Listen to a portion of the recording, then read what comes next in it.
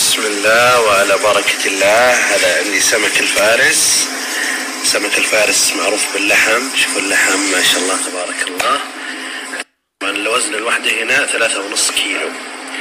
هنا طريقتي بالقلي السمك، افتح الفتحات هذه تمام، واحط فيها ملح خشن كذا في الوسط تمام كذا بس، بعدين اقليها.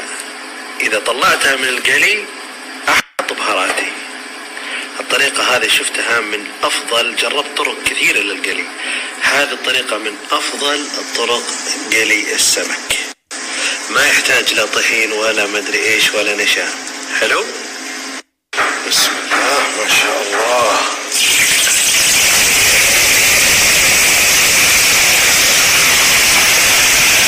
عندي الشبنت هذا او الشبت غسلته، ابى انشفه تمام. سنيدي عندهم الاختراع هذا الجميل. زين، امسكه ابو عبده، امسك. ايوه شفتوا كيف؟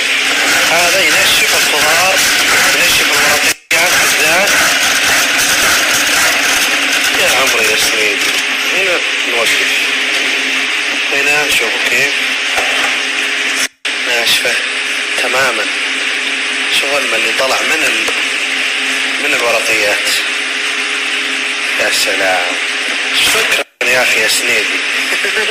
السمك بعد ما طلعته من القلي شوفوا كيف، يا سلام متماسك. الحين نحط بهارات. طبعا بهارات باختياركم اللي تبون. انا هذا بهارات مجمعها، بودرة تشيلي واوريجانو واعشاب تمام. اي بهارات تحبونها تحطونها على السمك من اختياركم، وبكذا تاكلون نكهة صح. الحين ان شاء الله بسوي طواجن الربيان. هنا حطيت زبدة وثوم وشوية زيت. بحط البصل والفلفل والبيان.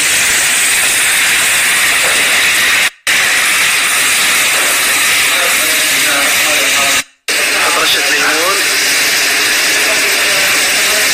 تمام. حط ويا الريحة سلام. هنا احط الشبت او الشبنت. حلو. وهنا احط البهارات. طبعا بهارات الاعشاب، بابريكا واوريجانو، بودرة ثوم، بودرة بصل، وشوية ملح وكزبرة، اعشاب عطرية. البحر دائما احبه زي كذا انا تمام. بالنهاية احط كريمة الطبخ. يا سلام. واخليها لين تتسبك شوي، بعدين احطها في الفخار. بسم الله. هذه الفخار تمام، وهذه كشنتنا. نشيل من الكشنة كذا نحطها تحت. حلو. نحطها كذا. يا سلام. نجيب الربيان المنظف والمغسول نحطه كذا في الوسط، نحط فوقه برضه نفس الكشنة، وندخلها ان شاء الله الفرن لمدة 40 دقيقة يكون خالص. يا سلام كذا من فوق وتحت كشنة. يا سلام يا سلام. ممكن تحطونه مو بلازم بالفرن، ممكن تحطونه على نار هادية مرة. بس مثل ما قلت لكم الفخار هذا تمام لازم تحطونه بماء حار قبل الطبخ بنص ساعة علشان ما ينكسر. تجي لأنه يكون بارد وتجي حرارة على طول ينكسر تمام. طبعا هذا من السنين مثل ما تشوفون ما شاء الله تبارك الله. هذه سمكتنا. هذا الرز اليوم ابيض، حط بس كزبرة وبصل. يا سلام عليك. يلا يلا يلا ما شاء الله تبارك الله. هذا الطاجن، هذا السمك. يلا حيهم يلا حيهم. يا هلا يا هلا ان شاء الله. هلا والله ومرحبا. شكرا الناس اللي تفاعلت مع السؤال وجاوبت. يعني غالب الإجابات فيها شيء من الصحة، شيء كبير يعني. حبيت ان الناس تفكر. السؤال الكبير ليش نطبخ الأكل؟ وقبل ما أجاوب أحب أبين وش معنى كلمة طبخ. معنى كلمة طبخ انه اي شيء يغير المكون الاصلي من صورته النية اللي هي الطبيعية الى صورة اخرى. هذا معناه طبخ بأي شكل من الأشكال. الطبخ ممكن يكون طبخ بالحرارة، ممكن يكون طبخ بالبخار، ممكن يكون طبخ بالتخمير لمدة طويلة. هذا شيء مهم لازم نعرفه قبل أجاوب على السؤال الكبير ليش نطبخ الأكل. اللحوم النية أو الأشياء النية، لحوم، دجاج، أنواع اللحوم، يعني فكرة أننا ناكل نية صعب شوي، صعب أن ناكل اللحوم نية. لكن الخضار ممكن ناكله نية، مثل الطماطم ناكله نية صح. طب ليش نطبخه؟ الطبخ يغير القوام، يغير الشكل، يغير النكهة. الطبخ يغير كل شيء باختصار. صحيح أحيانا نستمتع بالأكل الني، لكن لما نطبخ الأكل نفس الشيء اللي ناكله حنا ني، لما نطبخه يختلف المذاق تماما تماما. وهذا يرجع طبعا حسب الاشياء اللي احنا نطبخها والطريقة اللي احنا نطبخها فيها. يعني مثلا في بعض طرق الطبخ تحافظ على نكهة الطبق، تحافظ على نكهة المكون هذا الأساسي، مثل البخار، مثل السلق. هذا تحافظ على نكهته الأصلية وتحافظ على شكله. لكن في أشكال أخرى من طرق الطبخ تغير النكهة تماما، مثل الشوي، مثل التخمير. هذه تغير الشكل والطعم تماما. فأرجو أقول أن الطبخ يغير الأكل، طعم الأكل تماما.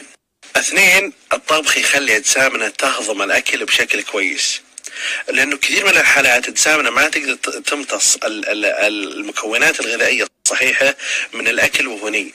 لكن إذا طبخناه قدرنا أن نكتسب المكونات الغذائية. مثل السبانخ المطبوخة مفيدة أكثر من السبانخ النية، لأن في الخلايا في السبانخ ما تقدر أحماض وانزيمات المعدة تدمرها، فالطبخ يدمرها ويستفيد منها الجسم أكثر وأكثر. فعشان كذا لازم نعرف نطبخ كل شيء بطريقته الصحيحة علشان فعلا يستفيد الجسم من المكونات الغذائية الموجودة بالأكل.